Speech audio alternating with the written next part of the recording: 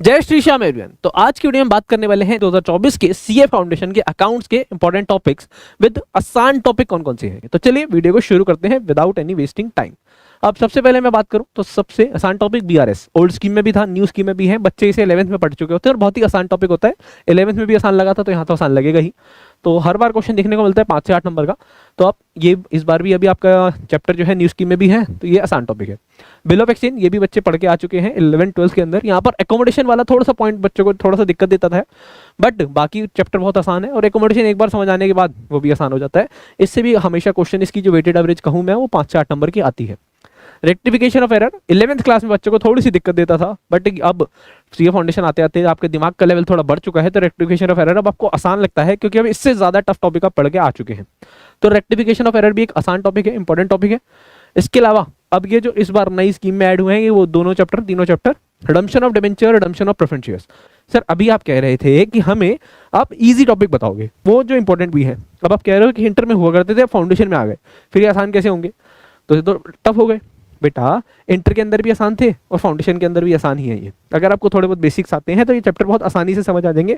वहां पर inter level में रिडम्पशन ऑफ डिबेंचर में ओन डिबेंचर वाला कंसेप्ट भी था, जबकि यहाँ पर नहीं है। रिडम्पशन ऑफ प्रेफरेंस शेयर्स बहुत आसान है, कोई भी दिक्कत परेशानी नहीं है। बोनस एंड राइट इशू ये भी बहुत आसान है, ठीक है जी। कहीं ना कहीं इसका आपने कंपनी अकाउंट में जिक्र सुना हुआ है, बोनस इशू, राइट इशू के बारे में, जब आप 12th क्लास में कंपनी पढ़ते थे। बट आप देखेंगे कि अब उसकी अकाउंटिंग कैसे होती है। तो फ्री के नंबर है लगभग इन तीनों चैप्टर की बेटे 10 मार्क्स से 15 मार्क्स के बीच आप मान के चलिए, इतने मार्क्स के आने की उम्मीद है। उसके अलावा अगर हम बात करें final accounts NPO, final account बच्चे 11th क्लास में 12th क्लास में पढ़ के आते हैं, आसान है। थोड़ा सा यहाँ पर आपका जो चैप्टर होता है वो लेंदी होता है या क्वेश्चन लेंदी होता है, बाकी है बहुत आसान अगर आप एक स्ट्रेटजी वाइज उस क्वेश्चन को सॉल्व करते हैं। तो फाइनल अकाउंट आसान है और इंपॉर्टेंट है क्योंकि 10 से 15 नंबर का क्वेश्चन हर बार देखने को मिलता है।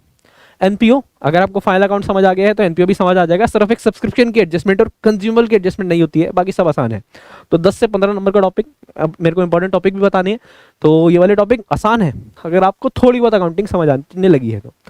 कंपनी अकाउंट मैंने कहा वैसे ये वाले तीनों टॉपिक आपके कंपनी अकाउंट में आ जाएंगे, बट मैंने यहाँ पर क्यों लिखा क्योंकि नए हैं और इसके अलावा आसान है। कंपनी अकाउंट में यहाँ पर मेरा मतलब है issue and forfeiture of share और उसके अलावा इशू ऑफ डिबेंचर से, ठीक है जी। रिडम्पशन ऑफ प्रेफरेंस शेयर्स यहाँ डाल दिया। तो ये कुछ इंपॉर्टेंट टॉपिक हैं जिनको अगर आप अच्छे से कर लें तो 60-70 नंबर आराम से इन्हीं टॉपिक से आ जाते हैं। 50-60 नंबर का टॉपिक पेपर यहीं पर से आराम से आ जाता है, तो कोई भी घबराने वाली बात नहीं है।